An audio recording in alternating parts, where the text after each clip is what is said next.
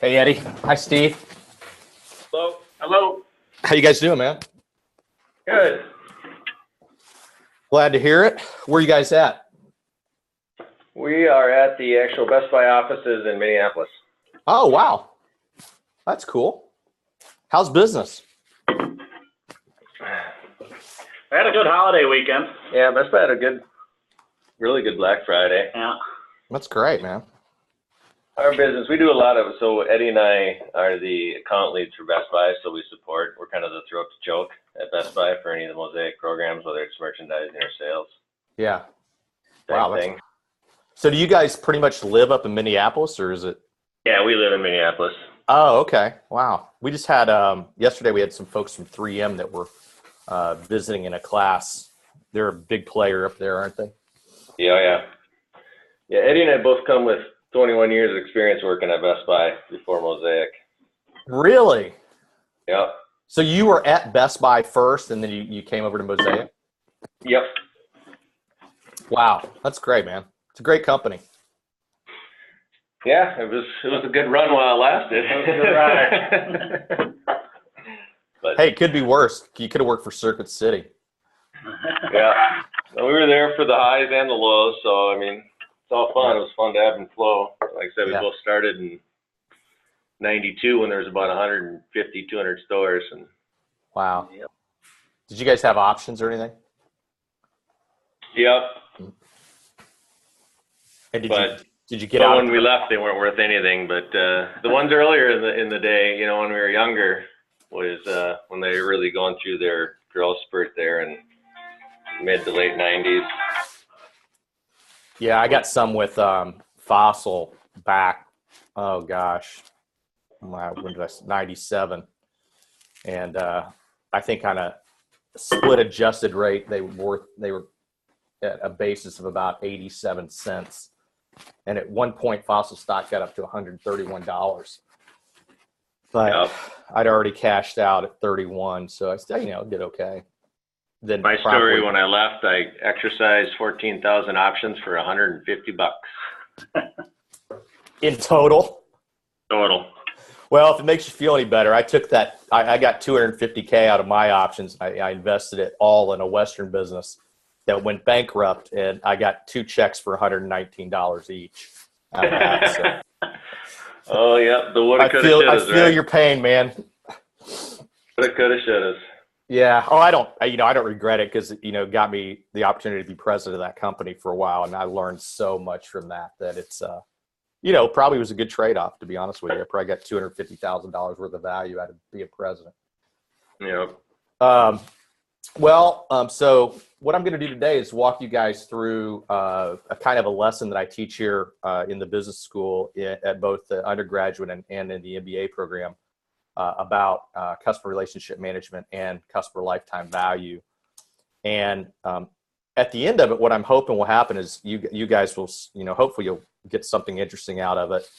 And then, what I'd like to think about is how does this translate down into activities that our associates are doing in the store? What's things that they can do that we can help them to understand that we know have an impact on lifetime value? And so I'm going to kind of go, talk at more of a theoretical level with you guys, but then I think you'll see that there's some pretty obvious, to me, applications that you can talk to your associates about. And what's great about it is you can connect it really clearly to financial outcomes. And so that's what I'm just hoping to kind of go through today. Does that sound okay? Yep. Okay. Well, I'll try to keep this to about a half hour. And feel free to jump in anytime, you guys. Can you see my slide deck okay? Yep. Okay, great.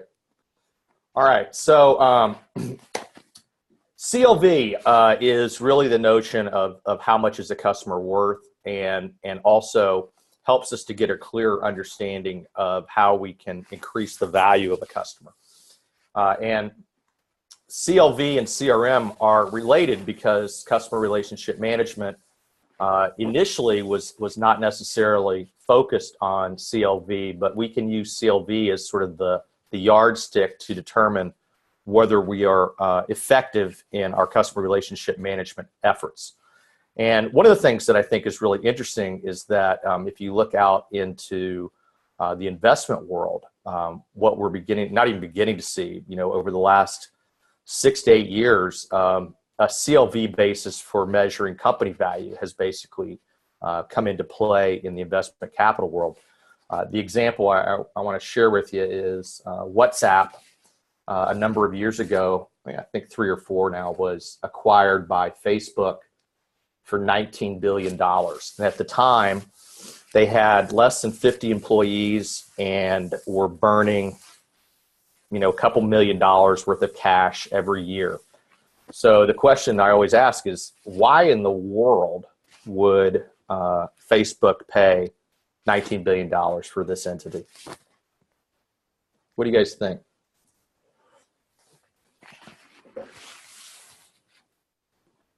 What made it worth $19 billion? Sorry, I was muted. Customer data? Yep. Who was that? Steve and Eddie, we both said it, but we were on mute when we said it. So. Okay, yeah, I do that all the time. Basically at the time, they had, I think, something like 400 million active users. And essentially what Facebook was able to do is they at that time, there'd been enough of these cash burning technology deployments that raise capital. And so they were able to look at average revenue per customer and understand that even though at this point WhatsApp wasn't creating a lot of revenue or profitability from each customer, that if they could get on a run rate that was, say, typical to some of the other media applications that had gone public, that in fact this company is worth a lot. So the notion that comes to mind is what makes companies valuable, and the answer is customers.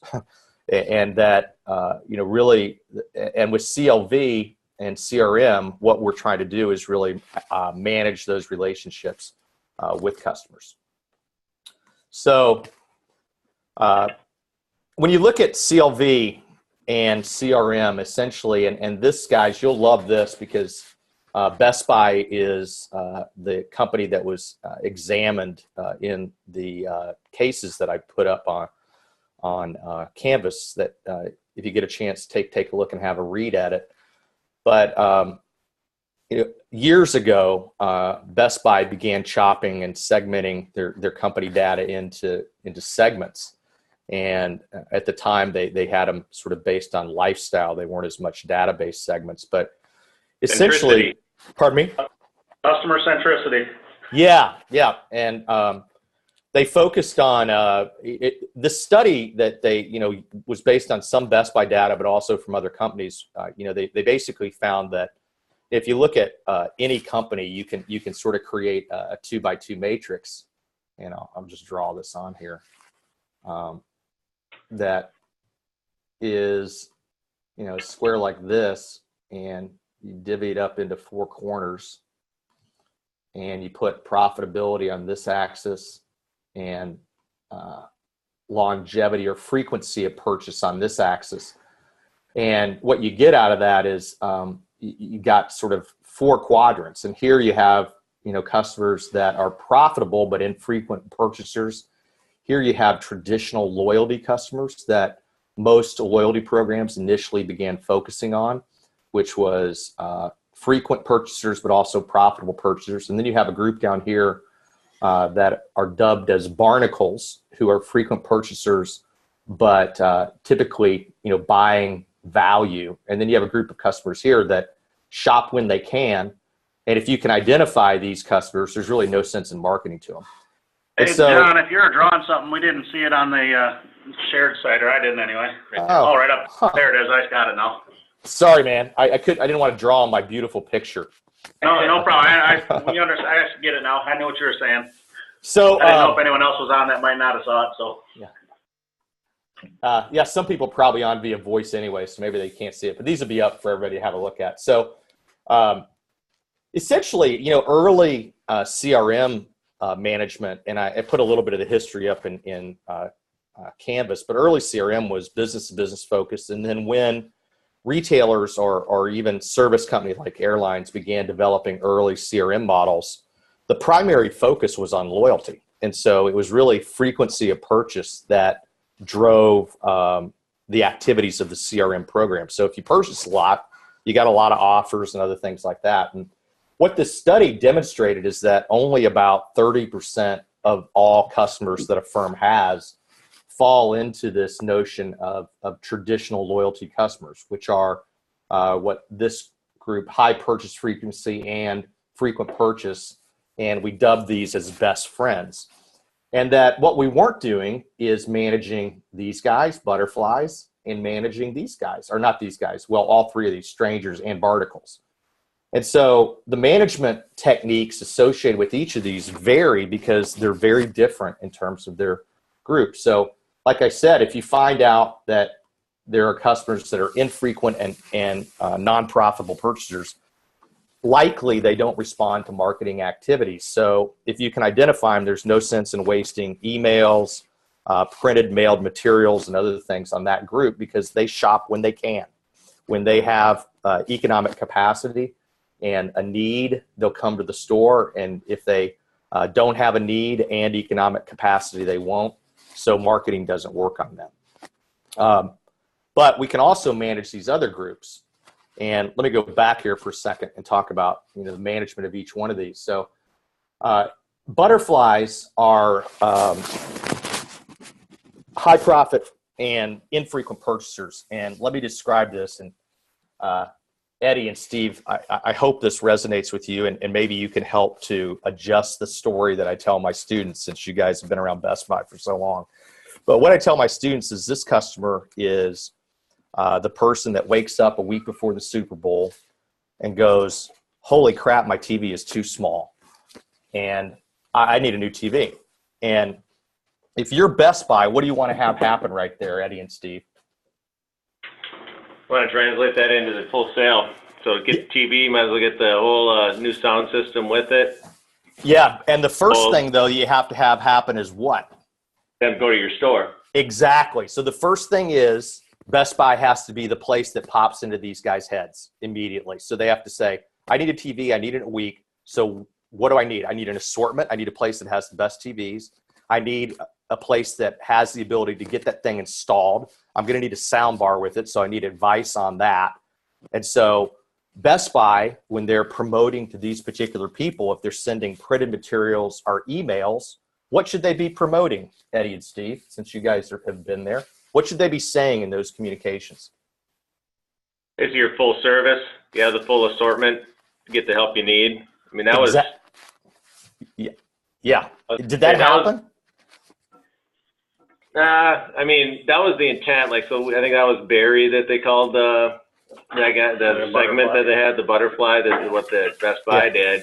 Yeah. And they were looking at like, all right, who's around? And maybe at that time it might have been Audio King, who had some real high touch commissioned people. But then like looking at Walmart, Target, where will they go that they can actually get someone that's knowledgeable about the product, that they can install it, they can talk about their whole system, understand what it looks like. And that was their bet of, they could probably get the same TV at Walmart or Target, but they're going to be the one picking it. Yep. And holding their hand. Yeah. Yeah. And so in theory, at least, and you guys probably know better about whether it happened in practice, but theoretically, if you're going to send a printed piece of material to this household, once you identify them, or if you're going to send an email, the focus should always be on, we've got the best things, and we also have the service component to take care of you. And when you send them something, you want to always give them that message, because when that need arises, you want them to think about you. You want them to instantly, I need a TV, I got to have it by Super Bowl. What should I do? Bing! Best Buy. And that's a different treatment than we would have with a traditional loyalty customer or a best friend. These are people that are shopping you all the time. And what do they want? Well, they want to be treated like a best friend. So, I think of this sort of in a personal situation. If I'm throwing a party, who's the first person I should ask after my wife? Best friend. Best friend, exactly. And so what this group really desires is to be special, to get things that other people don't get, to be invited to shop before Black Friday and get the same deals. And so, very different management from a communication standpoint.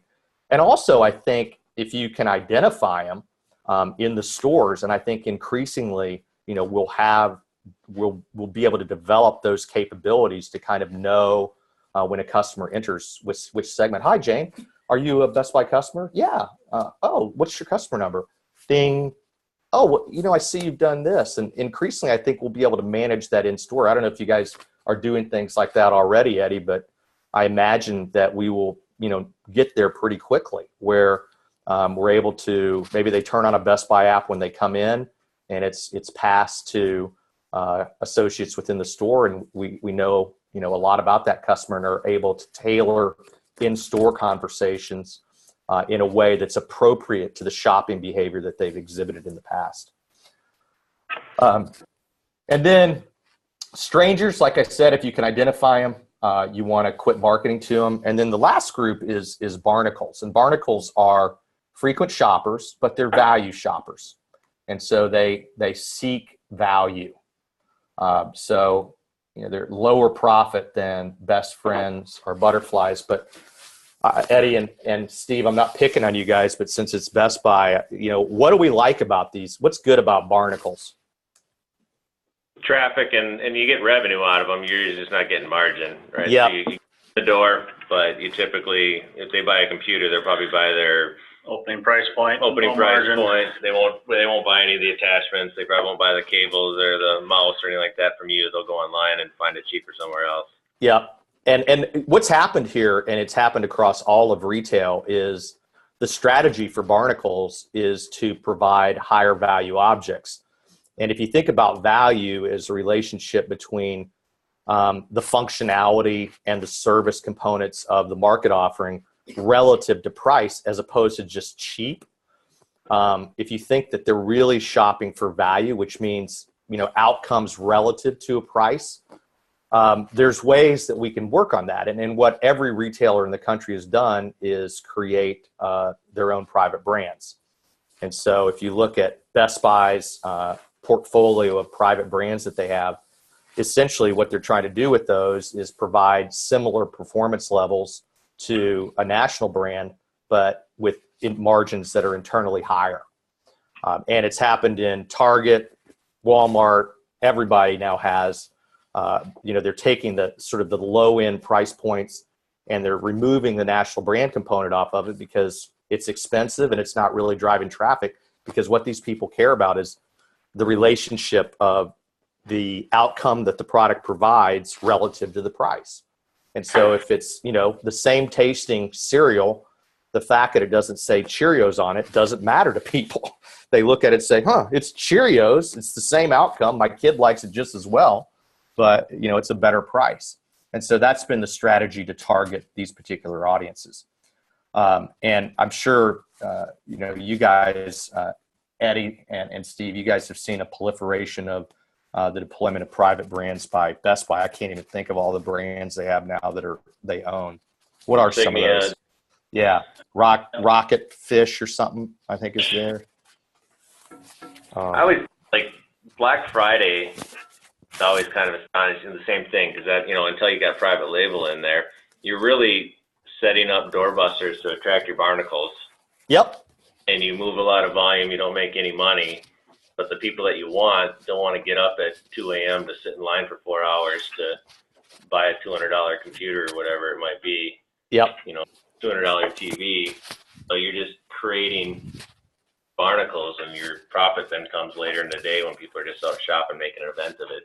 I couldn't agree more. And I do think, though, that all of the retailers, and I see it with Best Buy as well, they've become more intelligent about what it used to be that all they did is take a name brand item and slash it and, give it away. But I think what's happened now is the offerings that are being put out there are more intelligent. They either are things where they worked with the manufacturer to get a deal that they share the pain on from a profitability standpoint, or it is private branded stuff that they put out there. And so I think, Black Friday is not as dark from a profitability standpoint as it used to be for many retailers because they're more intelligent about what they offer. At least Agreed. That's what I see. Yep, true. So anyway, that's sort of a broad thing. So what's happening is that all retailers are taking the customer data that they're getting, and they're creating a lot more than just 4 different segments. They're looking really at purchase behavior, and they're creating multiple clusters, and they're tailoring the offerings that they see in email communications and in printed mailed communications. And you know, I think in the not too distant future, even in-store engagements will be shaped by what's happened previously with this particular customer, because we have that data. So lifetime value, when you think about it, CRM and CLV, basically the function is really, there's 2 things that we're trying to do. And I think, you know, sometimes people get fuzzy on this, but, you know, if I'm spending marketing dollars, there's really 2 things I want to accomplish. I either want to acquire new customers, or I want to improve or optimize my existing relationships. And with CRM and CLV, what we want to do is put in place measurement mechanisms that allow this to happen. And so, you know, I challenge my students when I talk to them. I say, when I spend $1 of marketing, I want to know that how many new customers did that get me, and what's the value of those customers, or how does it change the relationship with my existing customer set? And so if you think, go ahead, I'm sorry. I was just going to jump in there. I mean, one of the things Best Buy did when we were there is they focused on 2 things. One, it's sell to more customers, which is that left side, and then sell more to your existing customers, which is the right side of your chart here. And that was the 2 biggest things that they were going after when they were in their depths, I guess, and trying to come back. So it was sell to new customers or sell more to the customers you already have. Yeah. And so what you guys will see in a moment with CLV is you'll be able to clearly see, you know, how these activities. So one of the things is, I just think it helps to say, let's keep it simple. What are we doing? I want to count new customers. I want to count new visits in some way.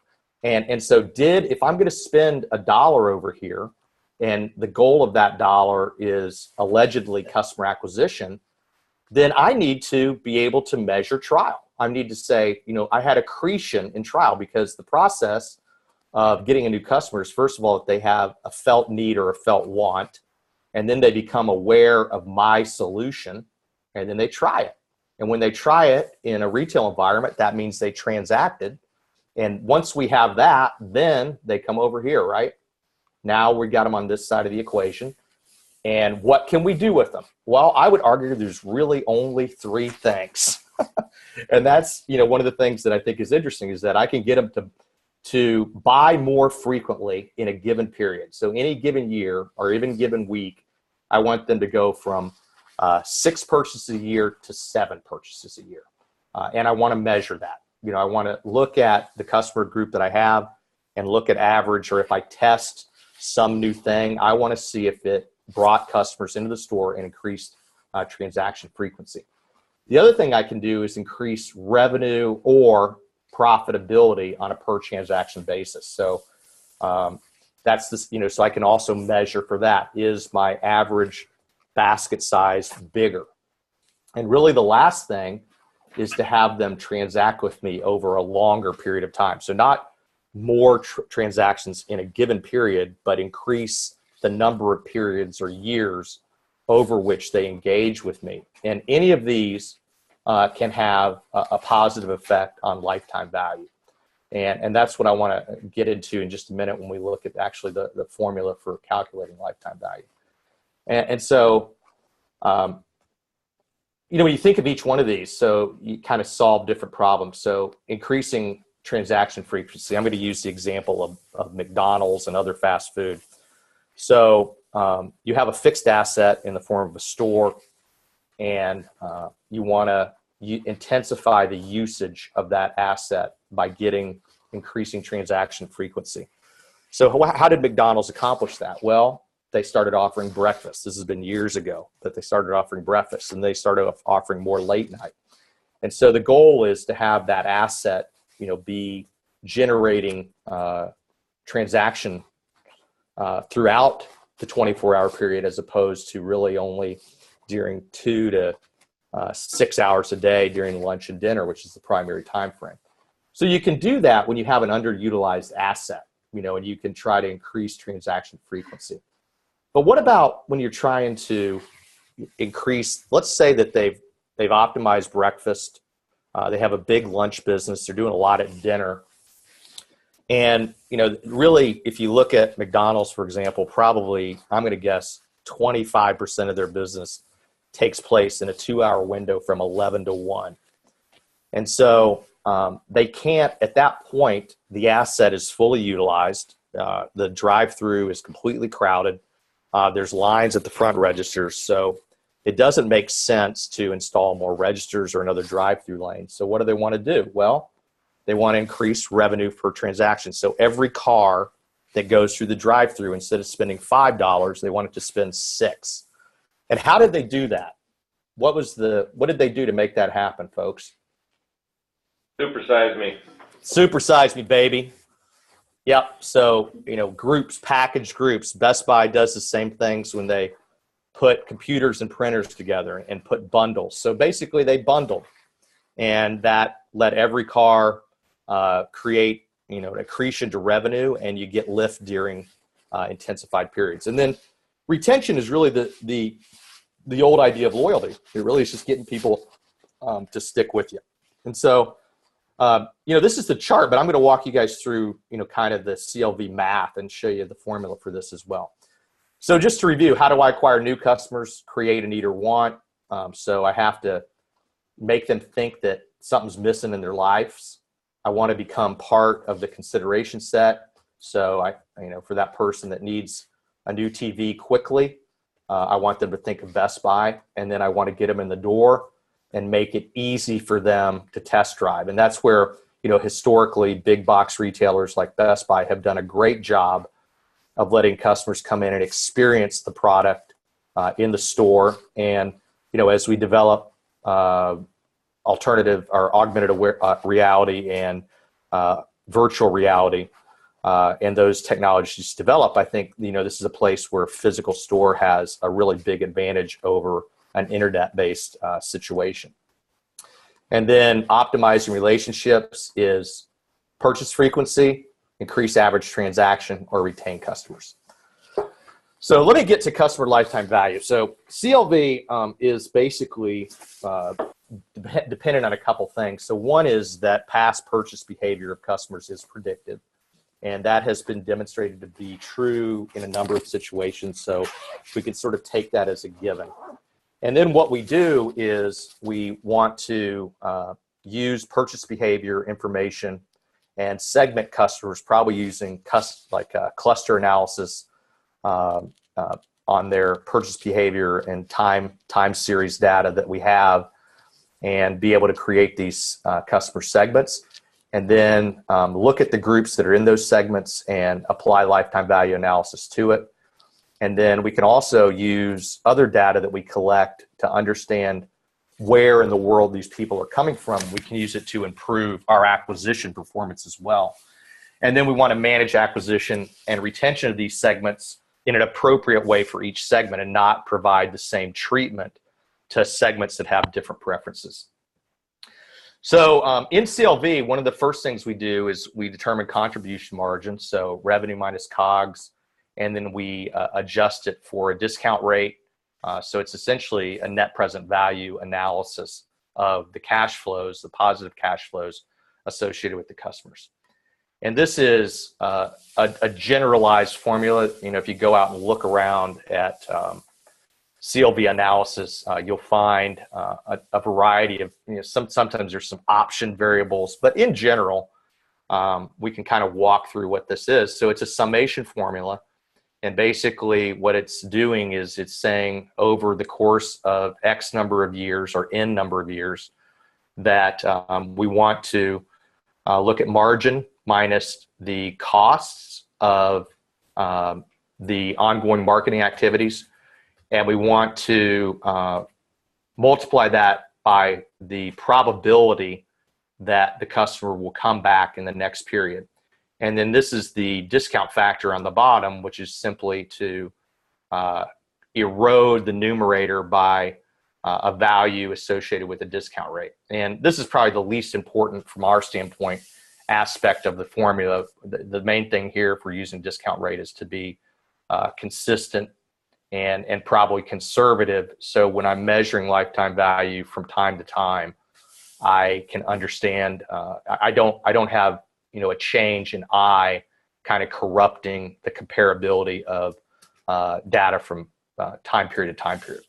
So in this, I have margin, which is a function of average transaction size and the profitability of that, and the number of purchases within a given period. And then cost is any cost of continuous marketing, so mailers or emails that I send to customers. And then I, as I said, is an interest rate, and retention is the probability that a customer will come back in the future period.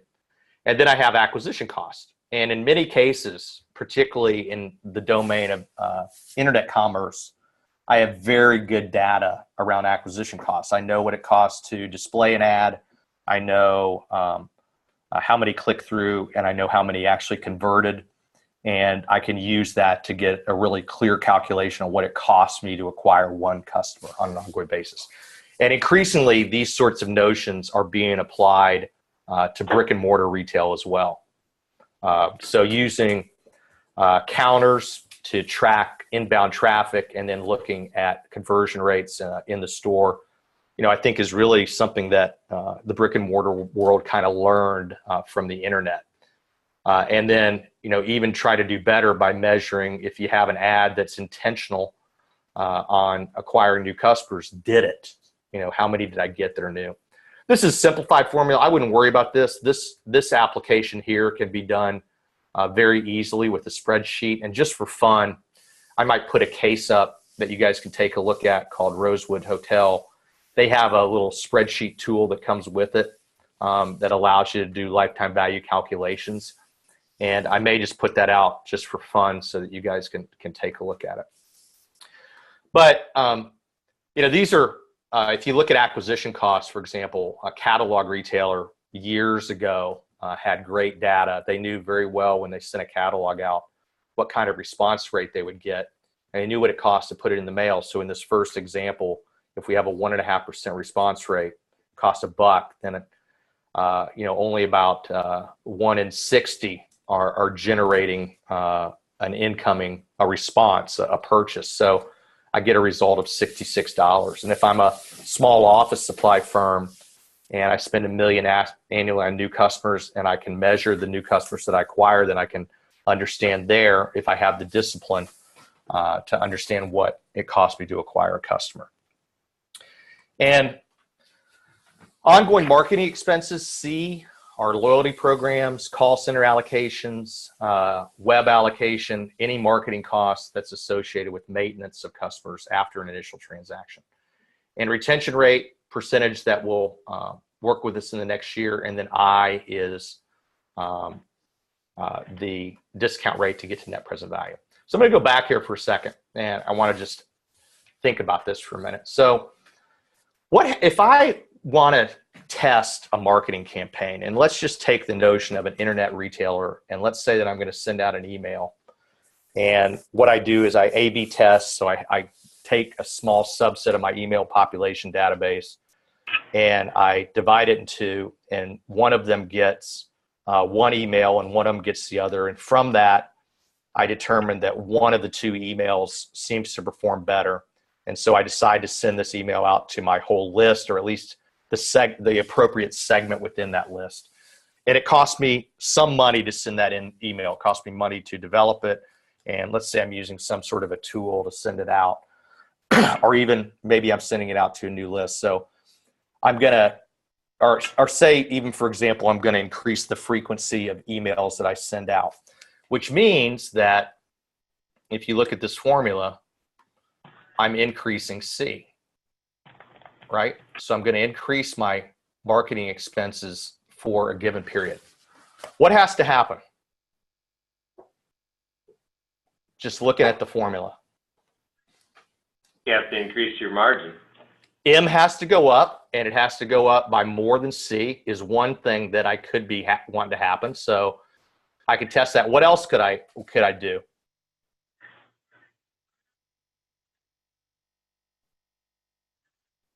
You could reduce the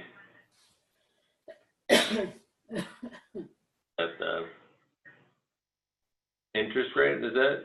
Yeah, I can't play with that. That's really kind of a stable thing. I don't want to mess with that because that's really just allows me to degrade the future cash flows in a consistent manner. So you can think of that, that the cost of capital that a company has, that you would want to be consistent and conservative on that and always keep it the same, because that's not really something, that's just a way to degrade the future cash flows. But the other thing I could do, if I increase C, I can also get that back by increasing retention. Because if I take that R up, it's not a direct ratio. I'd have to run the numbers to see what value of R would recover that expense of C. But essentially what you see in CLV is that if I'm going to do something, I'm going to spend money, then I have to increase M. How do I increase M? Average transaction goes up. That's one way. Number of the frequency of purchase in a given period, so how often somebody purchases is the other. So that's really one of the two things I have to have happen there. Or the third thing I can do with my activity is that it makes customers more loyal. And so what I advocate for is clearer thinking around these outcomes. That it doesn't need to be fuzzy. In the world that we're living in now, there's increasingly ability to measure this. So if I'm going to do something, I should test it in a small way. And I should say, if my intent is to improve my business and increase lifetime value of customers, then if I'm spending $1 here, then I got to get $1.10 back here to make it worthwhile, or $1.01 to make it worthwhile. Or I have to increase retention by some value. And we could obviously, run those numbers and figure out what it was, but it's not as directly relational as the M value. And that's it. I have to have those things happen. If I don't, I make my business worse. I increase expenses without getting an offset in margin dollars or longevity of customers that stay with me.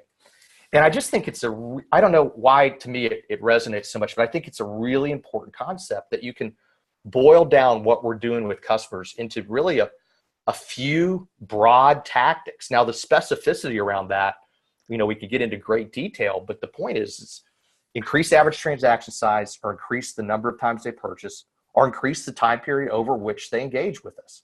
And it's one of those three things. And if it's not, and if we can't clearly state it, we probably shouldn't spend the money. So that's what I like about CLV is once you kind of get a handle on it, you can really think about, how does my activity relate to one of these variables within this? So, I put up a couple of HBR papers that you guys can read.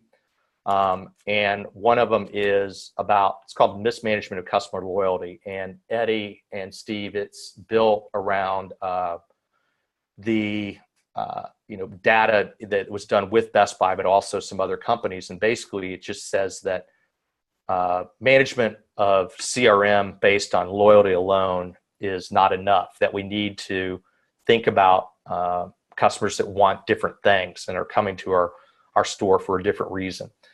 And then the other one is just a paper on lifetime value, and it shows how it's utilized. And, I think you guys could take that and read it, study it a bit. I think it'll help you get a little bit more comfortable with the math of CLV. And then what I'll also do is, just for fun, I'll put up this Rosewood case and let you guys read it. And if you have time and you want to play with it and do some self-learning on it, I think it's a nice way to kind of exercise a CLV project and then measure CLV in these spreadsheets that are associated with it.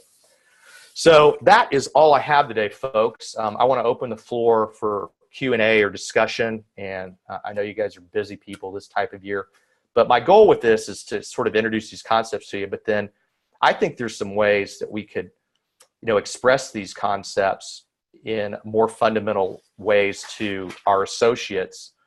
And you're doing something. What are you trying to accomplish? Or what, in your case, this time, what are you doing? I'm trying to increase average transaction size. Good.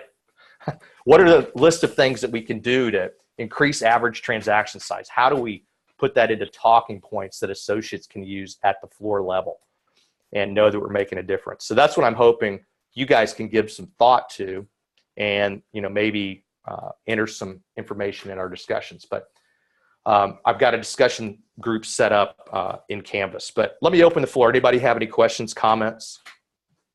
I think the uniqueness of our role, I'll use like OtterBox for an example, is a client that we're doing training and sales programs in many retailers. And it's kind of that awkwardness between we're driving more OtterBox or LifeProof case sales, but as Best Buy's looking at it, like, are you growing the pie? So inside the store, we might be converting somebody from a casemate to an OtterBox, which may or may not help Best Buy. It could be moving them to a higher price point case, but you're really shifting that internal share. So I think part of our deal is, for OtterBox, we're growing their share, but Best Buy, we may or may not be helping them. We're just converting customers to buy a different brand, So it's like that kind of in between of, are we doing more for the retailer? And maybe we're closing more sales because we're there. But if someone's in there to buy a phone case, we're hopefully selling them OtterBox, which they might have walked out with another brand at that time. So it's kind of that, how are we showing that same value? Like we might have established someone now to be a lifetime consumer of OtterBox products. And in this case, are you guys working for OtterBox or are you working for Best Buy? OtterBox. But inside Best Buy stores, though, and that's one of the things is growing share overall for Best Buy. You know what I would argue there? This would be my argument I would say to them if you guys had to have this conversation. I would say you're growing customer satisfaction, so you're increasing R. And in this case, you made the customer happier, which increased the probability that they're going to come back to Best Buy and buy something else, and that increases lifetime value. Yep. That would be my argument. That's exactly what I would say. Say we optimized, that customer walked away completely satisfied because they got the right product, which happened to be an OtterBox product. But they loved the experience, they had a great time, and that increases the probability that they will continue to be a loyal, and we could show them the numbers. Bam, I just increased lifetime value for that customer because I increased R. I just took R up. Yeah, I think that also plays into us doing other services besides what we're doing. And I know Christine's on, and Manny brought that up before, and I think he was going to send you some stuff, but where they did the digital marketing on the Samsung cases. So there you're saying, hey, not only are we in your store selling more product, but we're driving people to your store. And you're making people happier. Yeah. And, we should think about, guys, maybe something to think about is how could we get a metric around that? How could we do some sort of a survey? Do we have that capability to determine if we're getting a more satisfied customer by these interactions? Because that would, be clear evidence that you're driving R, retention, which means lifetime value's up. And you're improving profitability for larger Best Buy. So it's something to think about. Yeah, and I'll think about it as well. As Eddie said, like the Net Promoter Score, the NPS type thing. Mm-hmm. If you're increasing that with your interaction with those customers, then obviously they view it as Best Buy, not this was a Mosaic rep selling a Samsung phone. Yeah, they view it obviously as just a great experience in Best Buy. They have no clue that whether it's an independent contractor there or they don't really care. Right. What else? I hope this made sense to you guys. It's something, I don't know, to me, it's made my life, I'm a clearer thinker by understanding CLV because I relate everything back to, am I improving M or am I increasing R if I'm going to adjust C? And I mean, I always try to, and I try to really think about that, what am I doing, and not talk generally, and then it helps to also think about how can we try to get a measure? What can we do? And that's what I would challenge you guys to try to think about is how can we put some measures in place? What can we do? And I don't know the right answer to that, but I think to the degree that we can try to come up with those, it's obviously, gives you guys better data to support why your engagements are valuable for your clients.